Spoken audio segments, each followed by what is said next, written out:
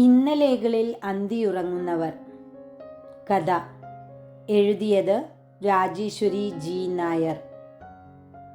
കടലിൻ്റെ കയറ്റിറക്കങ്ങൾ കണ്ടും കേട്ടും നിൽക്കുന്ന ആ പഴയ കെട്ടിടത്തിൻ്റെ ഒന്നാം നിലയിലെ വിശാലമായ വരാന്തയിൽ സ്ഥിരം സ്ഥലത്തേക്ക് ഗ്ലാഡിസ് ഡിസൂസ എന്ന എൻ്റെ മമ്മയുടെ ഭാരം ചുമക്കുന്ന വീൽചെയർ വെച്ച് അതിനടുത്തായി ഒരു കസേര വലിച്ചിട്ട് ഞാനുമിരുന്നു. കക്ഷത്തിൽ ഒതുക്കി വച്ചിരുന്ന ഫയൽ തുറക്കുന്നതിനിടെ ഞാൻ ഓർത്തത് ഈ കെട്ടിടത്തെക്കുറിച്ചായിരുന്നു. ഇതൊരു വെറും കെട്ടിടമല്ല. പ്രായമായവരും നോക്കാൻ ആരുമില്ലാത്തവരുമായ 30ഓളം വരുന്ന അന്തേവാസികളുടെ ശ്വാസനിശ്വാസങ്ങളും കണ്ണീരും ശാപവചനങ്ങളും ചുരുക്കം ചില നിമിഷങ്ങളിൽ കത്തും മുമ്പേ കെട്ടുപോകുന്ന പ്രതീക്ഷയുടെ മിന്നൽ വെളിച്ചങ്ങളും എല്ലാം പകർത്തെടുക്കുന്ന ഒരു കെട്ടിടം. 15 വർഷത്തെ പഴക്കമേ ഉള്ളുവെങ്കിലും കാലാകാലങ്ങളിൽ അറ്റകുറ്റപ്പണികൾ ചെയ്യാത്തതിനാൽ അങ്ങുമിങ്ങും നര കയറിയ മുഖം വടിക്കാത്ത മധ്യവയസ്കൻ്റെ മുഖം പോലെ, എന്നെപ്പോലെ, ഇവിടത്തെ അന്തേവാസികളെ പോലെ. തിരയെണ്ണി നിൽക്കുന്നതിനിടയിൽ കടലിനോട് നീതികേടിൻ്റെ കരളലിയിക്കുന്ന കഥകൾ ചങ്കുപൊട്ടി പറയുമ്പോഴാവാം ഈ കെട്ടിടത്തെയും അതിലെ കരിന്തിരി കത്തുന്ന ജീവിതങ്ങളെയും ഒന്ന് തലോടാനുള്ള അതിമോഹവുമായി കടലമ്മ ചിലപ്പോഴൊക്കെ തൻ്റെ തിരക്കൈകൾ ഉയർത്തി തലോടാൻ ശ്രമിക്കുന്നത്. കഴിഞ്ഞ 1 വർഷമായി ഇവിടെ എത്തിയത് മുതൽ മമ്മയുടെ ഒരേ ഒരു പതിവ് ശീലമാണിത്. എന്നും വൈകുന്നേരങ്ങളിൽ ഈ വരാന്തയുടെ ഒരു കോണിൽ അല്പനേരം ഇരിക്കുക. ചിലപ്പോൾ ഇരുൾ തൊട്ടുണർത്തുമ്പോഴാവും വീൽ ചെയർ അനക്കാൻ തയ്യാറാകുക. കടലമ്മ നീല ചുരുൾ പുടവ തീരത്തലക്കി വെളുപ്പിച്ചു കൊണ്ടിരിക്കുന്നതും ഇടയ്ക്ക ചേലയിൽ കുങ്കുമച്ചവി പടരുന്നതുമൊക്കെ കണ്ടു മതിയാകാഞ്ഞ എത്ര സന്ധ്യകളാണ് എന്നെയും ഇവിടെ കുടുക്കിയിട്ടിരുന്നത്. നിത്യക്കാഴ്ചകളുടെ മുഷിവുകളിലേക്ക് എന്നോ എപ്പോഴോ അവ പടിയിറങ്ങിപ്പോയി. ജോലി തിരക്കും അന്തേവാസികളുടെ വേവുനീറ്റലുകളും എന്നിലെ ആസ്വാദന മുകുളങ്ങളെ കരിയിച്ചു കാണും. അതെ ഡോക്ടറെ, ക്രിസ്മസിന് ഇനിയും എത്ര ദിവസങ്ങളുണ്ട്? 4-5 ദിവസങ്ങൾ കൂടിയുണ്ട്. കാണാതെ പഠിച്ച കുട്ടിയെപ്പോലെ മറുപടി പറയുമ്പോൾ ഫയലിൽ നിന്നും കണ്ണുകൾ എടുക്കാതെ തന്നെ ആ മുഖത്തിപ്പോൾ തണുത്തുറഞ്ഞു പോയ നിർവികാരത തന്നെയാകുമെന്ന് ഞാൻ ഊഹിച്ചു. ഞാൻ സോഫി എന്ന മൂത്ത മകളാണെങ്കിലും എല്ലാവരും വിളിക്കുന്നത് കേട്ട് മമ്മയ്ക്കും എന്നെ അങ്ങനെ വിളിക്കാനാണിഷ്ടം. ക്രിസ്മസ്, പിന്നെ ന്യൂ ഇയറിന് എന്താ ഇവിടുത്തെ തിരക്ക്? ലോകത്തുള്ളവരെല്ലാം ഇവിടെയാ കൂടുന്നതെന്ന് തോന്നും. കാണുമ്പോൾ തന്നെ ശ്വാസം മുട്ടും. പണ്ട് ജോണീൻ്റെ ഒരു ചെറിയ കട മാത്രം ഉണ്ടായിരുന്നിടത്ത് ഇപ്പം ബീച്ച് കാണാനാകാതെ പോലെ എത്ര കടകളാ. മുന്നിൽ കുറേ കുടകളും നിവർത്തി വെച്ച് സായിപ്പിനും മദാമയ്ക്കും വെയിലുകൊണ്ട് കിടക്കാൻ കട്ടിലും പിടിച്ചിട്ട്. അയ്യയ്യോ, എന്തൊക്കെയാ കാട്ടിക്കൂട്ടുന്നത്! അത് ശ്രദ്ധിച്ച മട്ടിൽ ഞാൻ അലസമായി ഒന്ന് മൂളിയെങ്കിലും ഫയലിൽ നിന്നും തല പൊക്കിയില്ല.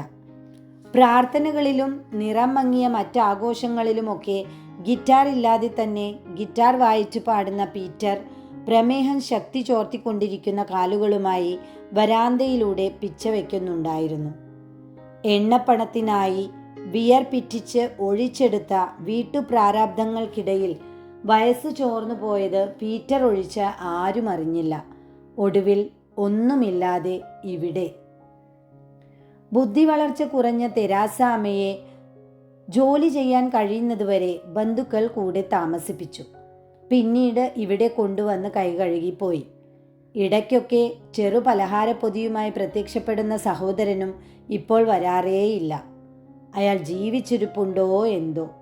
അയാൾ എത്തുമ്പോൾ അന്തോണിച്ചൻ്റെ സ്വന്തം ആങ്ങള എന്ന് പറഞ്ഞ് മുഖം അല്പം ഉയർത്തി വിടന്നു ചിരിക്കുമ്പോൾ ആ കണ്ണുകളിലെ തിളക്കം കാണേണ്ടത് തന്നെയാണ്. മരുമകൾ പരാതിപ്പെട്ടിയെന്ന് വിളിക്കുന്ന സ്റ്റെല്ലാമ്മയെ ഒപ്പം നിർത്താൻ ബുദ്ധിമുട്ടുണ്ടെന്ന് പറഞ്ഞ് മകൻ കൊണ്ടാക്കി. വല്ലപ്പോഴും എത്തുന്ന മകനായി പ്രതീക്ഷ കുത്തിത്തിരുകിയ വഴിക്കണ്ണുമായി സ്റ്റെല്ലാമ്മ. വിശക്കുമ്പോൾ നിലവിളിക്കുന്ന ശാരദാമ്മ. മരുന്നുപോലെ ആഹാരം കഴിക്കുന്ന നാരായണേട്ടൻ. പിന്നെയും ഏറെ പേർ. മക്കൾ ഉപേക്ഷിച്ചവർ, ഇണമരണത്തിലേക്ക് ചേക്കേറി അനാഥരായവർ, അങ്ങനെ ഓരോരുത്തരും നെഞ്ചിൽ ഒളിപ്പിച്ചു വച്ചിരിക്കുന്ന ഭാരങ്ങൾ പലപ്പോഴായി കുടഞ്ഞിടും. ചിലപ്പോൾ സ്വയം തുടങ്ങി വയ്ക്കുമ്പോഴാവും അവരുടെ മുന്നിൽ വെച്ച് പെടുക. ഒടുവിൽ കരച്ചിലിൽ ദുഃഖം അലിയിച്ചെടുക്കും. മറ്റു ചിലപ്പോൾ ശാപവചനങ്ങളും അറിയാതെ ചിലരുടെ നാവിൽ നിന്ന് വീണുപോകും. പിന്നീട് അതേ ചൊല്ലി മാപ്പിരക്കുന്നത് കാണുമ്പോൾ ചിരിക്കണോ കരയണോ എന്നറിയാതെ കുഴങ്ങാറുണ്ട്. എല്ലാം കണ്ടും കേട്ടും അറിഞ്ഞും ഇവിടെ നീണ്ട 14 വർഷങ്ങൾ. ഇവിടെ എത്തി അധികം താമസിയാതെ തന്നെ ഇങ്ങനെയൊക്കെ അങ്ങ് പോയാൽ പോരെ എന്ന് ചോദിച്ച മനസ്സിനോട് മതി എന്ന് സമ്മതിക്കേണ്ടി വന്നു. മദർ തെരേസയാകാനാണോ നിന്റെ ഭാവം എന്ന അപ്പൻ്റെയും അമ്മയുടെയും ചോദ്യത്തിനു മുന്നിൽ വെറുതെ ചിരിച്ചു നിന്നു. നിർബന്ധങ്ങളും ശാസനകളും. പിന്നെ അന്ത്യശാസനമായി സ്വത്തിൻ്റെ ഒരു പൈസ പോലും തരില്ല എന്ന് പറഞ്ഞ് പടിയിറക്കി. അതു നന്നായി എന്നിടത്തേക്ക് ഇപ്പോഴും മനസ്സ് തൂങ്ങി നിൽക്കുന്നു. മരണം പടികയറി വരുന്നതുവരെ ഒരു ജീവിതം എങ്ങനെ ജീവിച്ചു തീർക്കണമെന്ന് നമുക്ക് തീരുമാനിക്കുകയെങ്കിലും ചെയ്യാമല്ലോ. ഉപേക്ഷിക്കുന്ന ഉറ്റവരെ മനസ്സിലിട്ട് വിചാരണ ചെയ്യാതെ. ഏതെല്ലാം തരത്തിൽപ്പെട്ടവർ ഈ വൃദ്ധസദനത്തിലേക്ക് കാരുണ്യത്തിൻ്റേതെന്ന പേരിൽ സഹായത്തിൻ്റെ നീർച്ചാലുകൾ ഒഴുക്കുന്നുണ്ട്. പലതരം ആളുകളും സംഘടനകളും പെടും. മിക്കവാറും ഞങ്ങൾ ചെയ്യുന്ന ഈ കാരുണ്യ പ്രവൃത്തി 10 പേരറിയാൻ ഫോട്ടോ എടുക്കലും വീഡിയോ ഷൂട്ടിങ്ങും വരെ നടത്തിയാണ് മടങ്ങാറുള്ളത്. എങ്കിലും അതുകൊണ്ടൊക്കെയാണ് കാര്യങ്ങളൊക്കെ ഒരുവിധം മുട്ടില്ലാതെ പോകുന്നത്. മക്കളെ വിദ്യാഭ്യാസം ചെയ്യിപ്പിച്ച് അവരുടെ പാട്ടിന് വിട്ടേക്കൂ. നിങ്ങൾ സമ്പാദിച്ചത് അവർക്കു വേണ്ടി മാറ്റിവെക്കാതെ നിങ്ങൾ നന്നായി ജീവിക്കാൻ ശ്രമിക്കൂ എന്നൊരു ഉപദേശം പകരം നൽകാൻ മറക്കാറില്ലല്ലോ എന്നോർക്കെ ചുണ്ടിലൊരു വരണ്ട ചിരി എത്തി നോക്കി.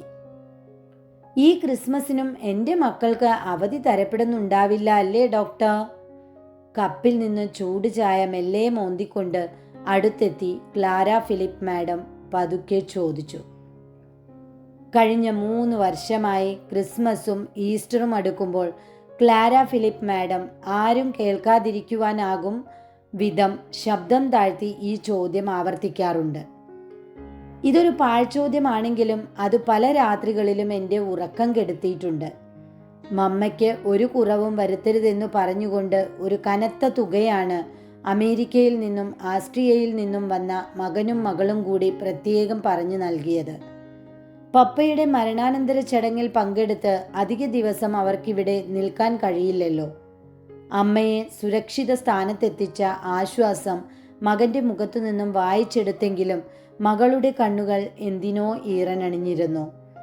മകൾ ഇടയ്ക്കിടെ വിളിച്ച് ക്ഷേമം അന്വേഷിക്കുമ്പോൾ മകനത് വിശേഷാവസരങ്ങളിലെ ആശംസകളിലേക്ക് ഒതുക്കി. ഈയിടെയായി മകളുടെ വിളികളുടെ എണ്ണവും കുറഞ്ഞിട്ടുണ്ട്. മറുപടി എന്തു പറയണമെന്ന് ഓർത്തുകൊണ്ട് വെറുതെ അങ്ങോട്ടും ഇങ്ങോട്ടും അലസമായി നടന്നു. ക്രിസ്മസിന് ഒരാഴ്ച മുമ്പ് തന്നെ എല്ലാം വാങ്ങിക്കൂട്ടും നിന്റെ പപ്പ. മാർക്കറ്റിനടുത്ത് തന്നെയായിരുന്നല്ലോ ഓഫീസും. ദിവസവും 2 കൈകളിലും സാധനങ്ങൾ തൂക്കിയെത്തുന്ന പപ്പയെ കാത്ത് 2 ആളും ഗേറ്റിൽ തന്നെ ഉണ്ടാകും. പപ്പയുടെ കയ്യിൽ നിന്നും സാധനങ്ങൾ വാങ്ങി വീട്ടിനുള്ളിൽ എത്തിക്കുന്നത് നിന്റെയും സ്റ്റാൻലിയുടെയും പണിയാണ്. കൂട്ടത്തിൽ സമോസയോ ചോക്ലേറ്റോ പഴങ്ങളോ എന്തെങ്കിലും നിങ്ങൾക്കായി കരുതിയിരിക്കും. അതിനാണ് നിങ്ങൾ കാത്തു നിൽക്കുന്നതെന്ന് മൈക്കിളിന് അറിയാമായിരുന്നു താനും. മമ്മ ഓർമ്മകളിൽ ഓരോന്ന് ചിക്കി ചികഞ്ഞുകൊണ്ടിരുന്നു. മമ്മ മാത്രമല്ല, മിക്കവാറും ഇവിടെയുള്ള എല്ലാവരും ഭൂതകാലത്തിൻ്റെ ഇടവഴി തണലിലൂടെ ഇടയ്ക്കിടെ ഇങ്ങനെ സഞ്ചരിക്കാറുണ്ട്. കേട്ടുമടുത്തതാണെങ്കിലും ആദ്യമായി കേൾക്കുന്നത് പോലെ ഇടയ്ക്കിടെ ചോദ്യങ്ങൾ ചോദിച്ച് അവരുടെ ഉത്സാഹത്തെ ഒന്ന് ഊതിപ്പെരുപ്പിക്കും. അല്ലെങ്കിലും ഈ പാവങ്ങൾക്ക് കൊണ്ടു നടക്കാൻ ഇന്നലെകൾ മാത്രമല്ലേയുള്ളൂ. ഇന്നലെകളുടെ സ്നേഹങ്ങൾ, സന്തോഷങ്ങൾ, മധുരങ്ങൾ, ഇണക്കങ്ങൾ, പിണക്കങ്ങൾ, സഹനങ്ങൾ, അങ്ങനെ എന്തെല്ലാം. വീട്ടിൽ നിന്നും പോന്നതിന് ശേഷം വിശേഷ അവസരങ്ങളിലെ അതിഥി മാത്രമായിരുന്നു ഞാൻ അവിടെ. സ്റ്റാൻലിയും ഡോക്ടറായി. ഒരു ഡോക്ടറെ തന്നെ വിവാഹം കഴിച്ചപ്പോൾ മകളുടെ ധിക്കാരം മമ്മയും പപ്പയും മറന്നു തുടങ്ങിയിരുന്നു. എങ്കിലും മമ്മിയുടെ ബലമായിരുന്ന പപ്പ പോയതോടുകൂടി മനസ്സും ഒപ്പം ശരീരവും തളർന്നപ്പോൾ മമ്മ വീണ്ടും എൻ്റെ സാമീപ്യം കൊതിച്ചിരുന്നു എന്നുള്ള അടിക്കടിയുള്ള ഫോൺ വിളിയിലൂടെ എനിക്ക് മനസ്സിലായി. ഒരു ദിവസം അവിടെ ചെന്നപ്പോൾ അപ്രതീക്ഷിതമായാണ് ചോദിച്ചത്, ഞാൻ നിന്റെ കൂടെ വരട്ടെ? മമ്മയുടെ ചോദ്യത്തിൽ എല്ലാം അടങ്ങിയിരുന്നതുകൊണ്ട് സ്റ്റാൻലിയുടെയും ഭാര്യയുടെയും മുഖത്ത് തെളിഞ്ഞ ആശ്വാസഭാവം എന്നെ ഒട്ടും അത്ഭുതപ്പെടുത്തിയില്ല. കാറ്റിനിളം ചൂടുണ്ടായിരുന്നുവെങ്കിലും ശക്തി കൂടി വന്നപ്പോൾ ഞാൻ മമ്മയെ മുറിയിലേക്ക് തിരിച്ചു കൊണ്ടുവന്നു. പ്രാർത്ഥനയും ഭക്ഷണവും കഴിഞ്ഞ് പാഡ് മാറ്റി കട്ടിലിലേക്ക് കിടത്തുമ്പോൾ ഞാൻ മമ്മയും മമ്മ മകളുമാണെന്ന് എനിക്ക് തോന്നി. പുതപ്പ് ഒന്നുകൂടി വലിച്ചിട്ടു ഞാൻ പതിയെ തിരിയവേ പതിവില്ലാതെ മമ്മ എൻ്റെ കയ്യിൽ പിടിമുറുക്കി. ഞാനൊന്ന് അമ്പരന്നു. എന്താ മമ്മ? ഞാൻ കുറേ നാളായി നിന്നോടൊരു കൂട്ടം പറയണമെന്ന് കരുതുന്നു. പിന്നെ പറയാൻ കഴിഞ്ഞില്ലെങ്കിലോ? ഞാൻ കൗതുകം മനസ്സിൽ ഒളിപ്പിച്ച് മൗനം പുതച്ചു നിന്നു. മമ്മ എൻ്റെ കൈ പിടിച്ച് ചുംബിച്ചു. എന്നിട്ട് പറഞ്ഞു, നീയാണ് മോളെ ശരി. പതുക്കെ മമ്മ കൈ അയച്ച് സുഖനിദ്രയിലേക്ക് വഴുതുമ്പോൾ കവിളത്ത് ഉണങ്ങാൻ മടിച്ച് 2 നീർമണികൾ തിളങ്ങി നിന്നിരുന്നു.